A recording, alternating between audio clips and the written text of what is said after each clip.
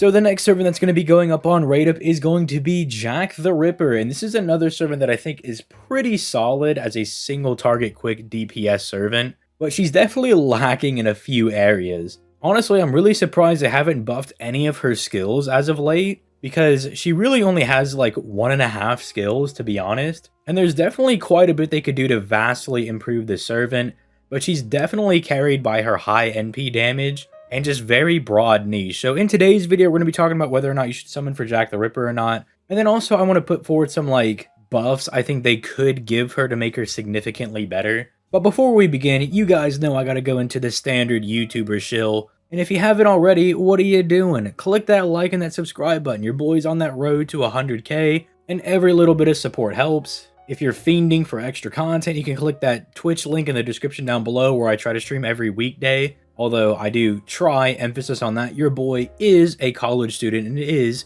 trying to maintain good grades and still maintain a social life. So there may be some days where I do not stream during the weekdays, but I will shoot for every single day. You can also click that join button to become a channel member, as I'm slowly starting to roll out member exclusive content. And then finally, I have my loot cakes link in the description down below, where basically you sign up for loot cakes, and whenever you make a purchase in FGO, you get a few points back on your loot cakes account, and then over time you'll be able to get like gift cards and things, and it just kind of lets you get a little bit of stuff back for your purchases in FGO, which, since you know I have an FGO channel over here, I think it's a good thing to promote, because it feels like you're getting a little bit of your buying power back, and because I have my own little group over there, we all get points when people spend money on FGO. So it's not just you only getting your own points back whenever somebody else spends money, you also get some of their points as well. And so like everybody gets points at the same time. It's pretty sweet. So you can click that link down in the description down below if that interests you and you just want to get some points back and potentially earn some gift cards,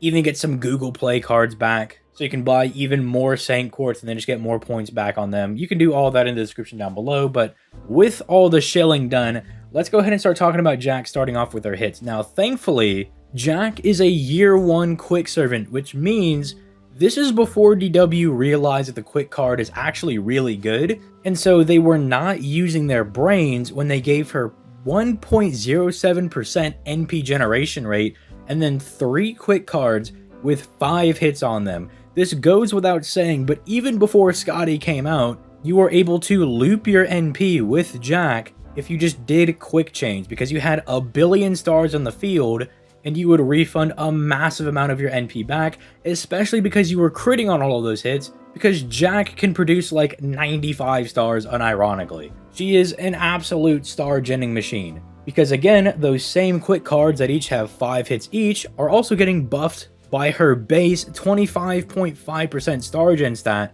meaning she is really good at genning NP and really good at flooding the field with stars. That being said, it really doesn't matter that her arts card and the extra attack are a bit on the weaker side. Like, even though the arts card is technically in line with how they usually scale things, like the higher the NP gain gets, usually the lower the hits on the arts card, and the lower the NP gain gets, the higher the hits on the arts card to kind of balance their ability to gen NP. But again, it really doesn't matter because those quick cards should all just be viewed as arts cards anyway. And I actually really would have liked to see that extra attack push 5 or even 6 hits, because Jack is one of those servants that has really high natural NP gain and high star gen stats, so a high hit extra attack will make her look really good in Brave Chains. If you don't know, the extra attack is a composite card that gens stars, NP, and does big boy damage, and it scales really well with your high natural stats because it doesn't have the ability to crit, so the better your natural stats, the better the extra attack is. And 4 is kind of like an average amount. It's not exceptional, but it's not necessarily bad. So really, main takeaway here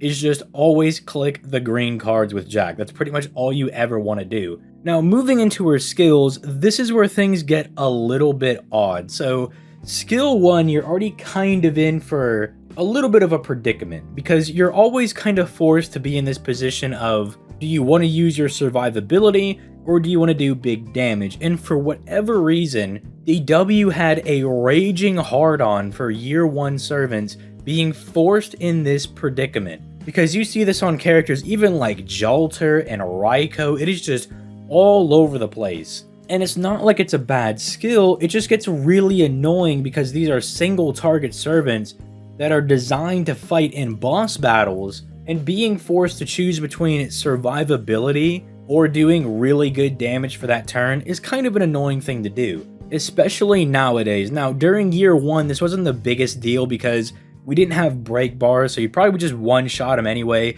No need to make the distinction, but we're in now years 3 and 5 of FGO, and bosses have around like 3 different HP bars. And so having to sacrifice your survivability to do good damage and massively gas up the effectiveness of your quick cards is really not a good idea, because there is a high likelihood that the boss might just clap back. Although at the very least, with break bars, you can say that this kind of did get a little bit of a buff, because some bosses, when they break their break bars, will immediately fire their NP, or they'll get a huge damage steroid and they'll try to obliterate you. And this actually makes the skill kind of good for that, because then you could do a lot of damage on that turn and then still get all of the benefits of that protection. But that's really going to be the only place where that's useful, and it is an annoying predicament that you have to put yourself through. And again, I have a similar issue with Jack that I do have with Skahawk, in that she's very reliant on this quick mana burst to maintain that high level of damage that she has. But unlike Skahawk, if we look at her other 2 skills, and I guess we'll just kind of look at them as a group, because they're really nothing to write home about, you're not really seeing any extra crit damage or anything else to supplement your damage, at least with someone like Skahawk or Okita.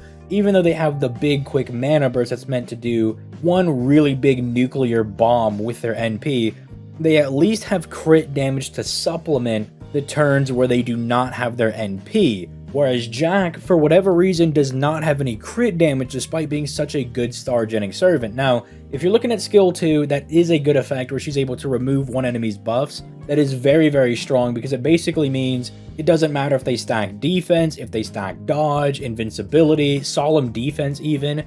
As long as it's not an unremovable buff, she can yeet it off of them. And usually buffs like dodge and invincibility aren't unremovable. There's very specific bosses that have those specific like unremovable dodges or unremovable invincibilities. It's not very common. So it's very good that she has that. But then this is kind of why I say she only has 1.5 skills, because then she's reducing crit attack chance by 30% for 3 turns. Not too big of a deal. And then her 3rd skill is just a targetable 2500 heal. It is on a 4-turn cooldown, but not very impressive. And so it just leaves Jack being a little lackluster. And I think all they really need to do is like maybe on skill 2, just give her some type of crit damage to help her out on the turns where she's not firing her NP. So her damage isn't just complete willy, or she's not hitting like a wet paper towel as soon as she fires off her first skill, and then that's done and over with, and you gotta wait 5 turns to get it back. And then maybe just lean into the utility of the 3rd skill, you know? Bump up the heal to like 3,500, even 4k, because healing's not a super good niche to be in an FGO anyway.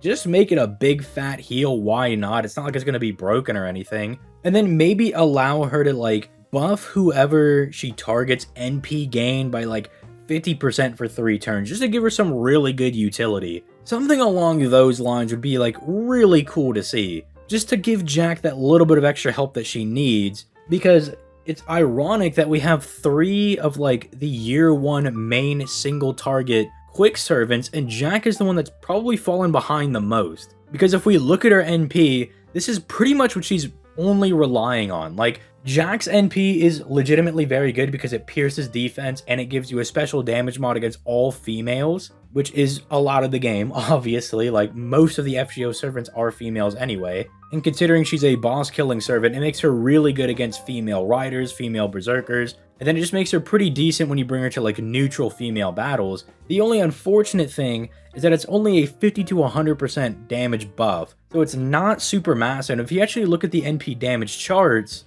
she actually gets outdamaged by the other single target quick servants whenever they have their specific buffs up. And what I mean is that, like, if MHX is fighting a Saber or Saberface, she outdamages Jack when she's fighting females. If Kama's fighting alter egos, she's gonna be outdamaging Jack. And so it makes it really hard to kind of gas her up and put her on this pedestal when it just feels like she needs buffs to her 2nd and 3rd skill really desperately, because at this point, it's really not good enough to just lean into that anti-female niche. It's a good niche to be in, but remember, when you look at Jack's damage and you see that, like, oh, Her NP1 damage is 4,300, that's really high, but then you have to remember that that's only the first NP. The next 5 turns, you're not going to have that, and her damage is going to drop off dramatically. So while Jack still has the basis to be a good servant, and I don't think she's completely far gone, her hits being as good as they are gives her a very strong foundation.